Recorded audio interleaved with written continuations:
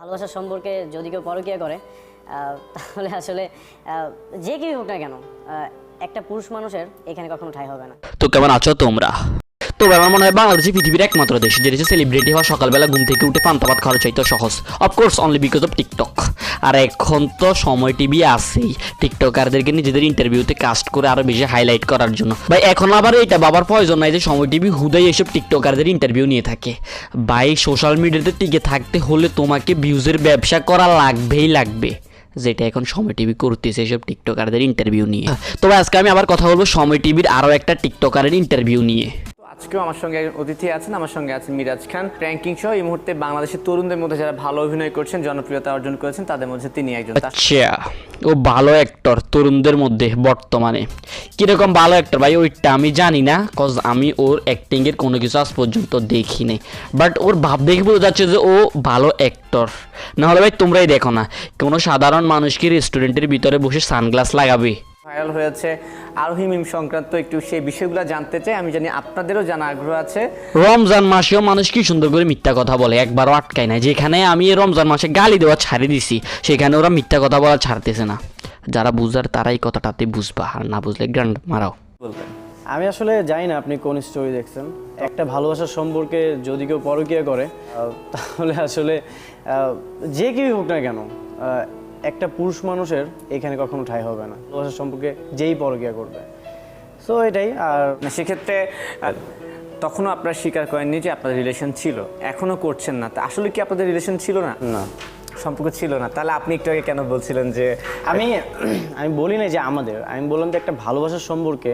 ভাই ওর লজিকটা হচ্ছে গান জানাকে আকাশ উড়াল দেওয়ার মতো লজিক।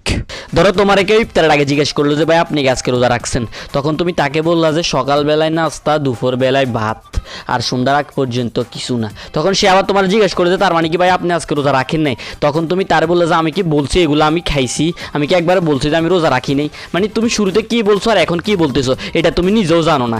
এখন ওর লজিকটাও ঠিক এরকম হয়ে গেল, প্রথমে কি বলছে এখন কি বলবে বা বলতেছে ও নিজেও জানে না। কেউ যদি পরকীয়া করে তাহলে আসলে শুধু আমি কেন, পৃথিবীর কোনো পুরুষই এইখানটাতে ঠাঁই দিবে না। সেই পোস্টগুলোর আসলে মর্মার্থ কি? আমি জানি না সে কোন স্ট্যাটাস দিয়েছিল, তবে আমি এগুলো নিয়ে আসলে তেমন কথা বলতে চাই না। কি ও কি ইন্টারভিউ দেওয়ার আগে হাতের তালু ঘষে নাকি? মানে ও কি বলতেছে ও নিজেও জানে না। ও এখানে জিজ্ঞেস করলো যে আরোহী মিম যে পোস্টগুলো দিছে ওইগুলো নিয়ে আপনি কি বলবেন? ও এখানে বলতেছে আমি তো পোস্টগুলো দেখি নাই, সেহেতু আমি এটা নিয়ে তেমন কথা বলবো না। ভাই তুই যেহেতু পোস্ট দেখোসি না সেহেতু তুই এখানে কিসের কথা বলবি? তেমন কথা বলা তো প্রশ্নই ওঠে না। তো এখানে বলা উচিত ছিল যে আমি যেহেতু পোস্টগুলো দেখি না সেহেতু আমি এটা নিয়ে কিছু বলতে পারবো না। না, কিন্তু মানুষ বলছে আপনাদের সম্পর্ক ছিল, সম্পর্ক ভেঙে গেছে। তো এখন এই ধরনের কিছু কি? না না, এই ধরনের না আমি একটু ক্লিয়ার করি। আসলে অডিয়েন্স অনেক ভালোবাসতো আমাদের। হ্যাঁ, তো ম্যানুয়ালি ডিয়ার অডিয়েন্স,